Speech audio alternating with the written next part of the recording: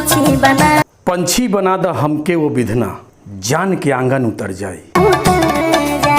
अवधेश प्रेमी यादव का ये गाना 5 साल पुराना है, पर आज के डेट में इंस्टा पे नंबर 1 ट्रेंडिंग में आ गया है। क्या बात कर रहे हैं?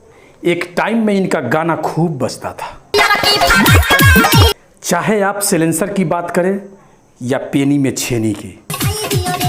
उन दिनों यूपी बिहार में चारों तरफ अवधेश प्रेमी यादव का ही गाना बजता था, लेकिन ये सब के सब गंदे गाने थे।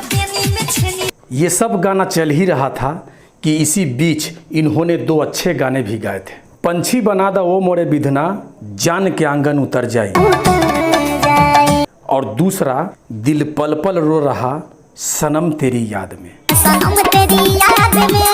उस टाइम ये दोनों गाने कुछ खास नहीं चला। ये गाना तो 15 मिलियन तक पहुंच गया था, पर ये गाना उस टाइम बिल्कुल नहीं चला।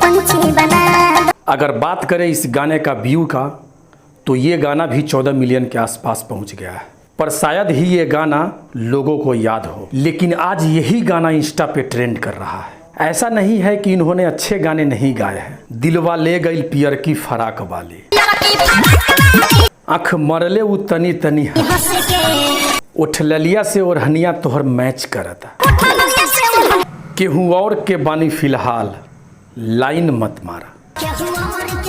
ऐसे और भी अच्छे गाने हैं जो अवधेश प्रेमी यादव ने गाया है। ये सभी गाने ब्लास्ट रहा, पर इनमें से कोई भी गाना इनका ट्रेंडिंग में नहीं आया था। पर आज देख लीजिए, इंस्टा पे ट्रेंड कर रहा है, वो भी 5 साल पुराना गाना। इसे कहते हैं डूबते को तिनके का सहारा। ऐसा मैं इसलिए बोल रहा हूँ कि आजकल अवधेश प्रेमी यादव के गाने बिल्कुल ही नहीं चल रहे। नहीं। अगर आपको ये वीडियो अच्छी लगी हो तो एक लाइक, कमेंट, शेयर जरूर कीजिएगा। धन्यवाद।